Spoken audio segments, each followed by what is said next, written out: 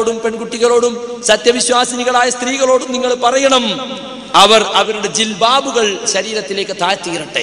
എന്താ ജിൽബാബ് എന്ന് പറഞ്ഞാൽ? ശരീരം ഒന്നായി മൂടുന്ന പർദ്ദക്ക് പറയുന്ന പേരാണ് ജിൽബാബ്. മനസ്സിലായില്ലേ? അതാണ് മുസ്ലിം പെണ്ണിന്റെ വേഷം. ചുരിദാർ മുസ്ലിം പെണ്ണിന്റെ വേഷമല്ല, സാരി മുസ്ലിം പെണ്ണിന്റെ വേഷമല്ല. കാരണം അതൊക്കെ ശരീരത്തെ അഴക് വർദ്ധിപ്പിക്കുന്നതാണ്. പർദ്ദ എന്ന് പറഞ്ഞാൽ ശരീരത്തിന്റെ അഴക് മറച്ചു വെക്കുന്നതാണ്.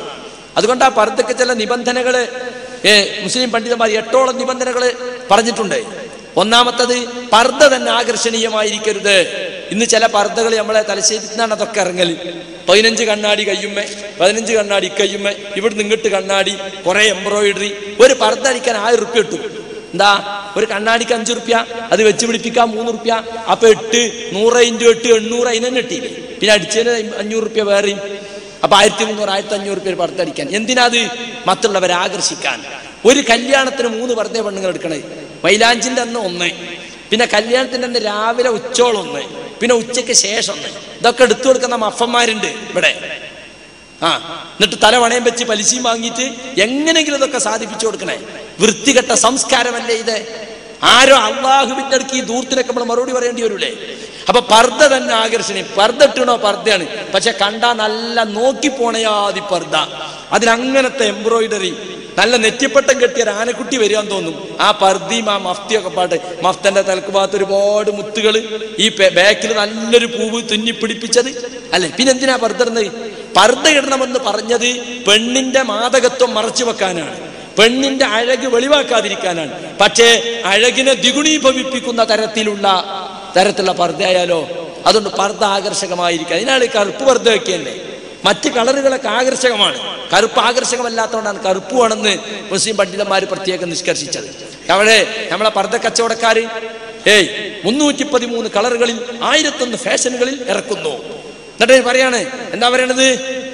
ഏത് പർദ്ദ ശരീരം മുൻകൈയും മുഖവും ഒഴികെ ബാക്കിയൊക്കെ മറച്ചാൽ പിന്നെ ഏത് കളറായാലും എന്തലങ്കാരമുണ്ടെങ്കിലും കുഴപ്പമില്ല എന്ന് അവർ പരസ്യത്തിൽ കൊടുക്കുന്നു. ആരാ ഞങ്ങളത് പഠിപ്പിച്ചേ?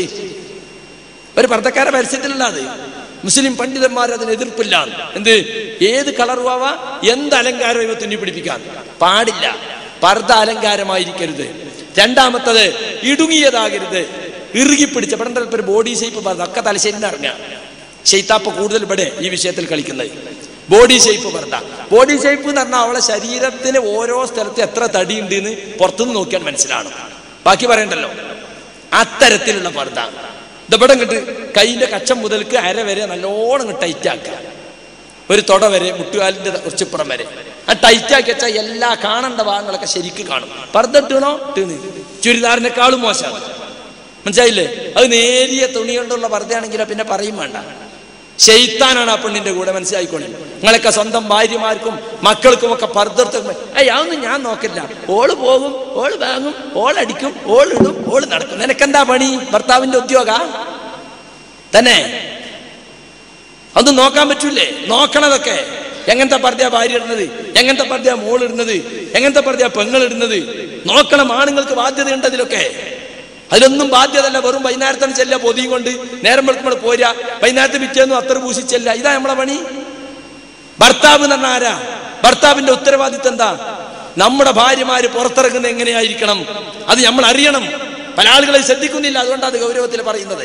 പല പ്രാവശ്യം പറഞ്ഞിട്ടും നമ്മളെ ഈ പള്ളിയിൽ വരുന്ന പെണ്ണുങ്ങൾ പോലും ഇപ്പോഴും ചുരിദാറിട്ട് വരിക, ബാഗിൽ നിൽക്കാർ കുപ്പായിട്ട് വരിക, പുറത്തിറങ്ങിയിട്ടാ നിൽക്കാർ കുപ്പായ വെച്ചിട്ട് പഴയ ചുരിദാറുമ്പോ പോവുക.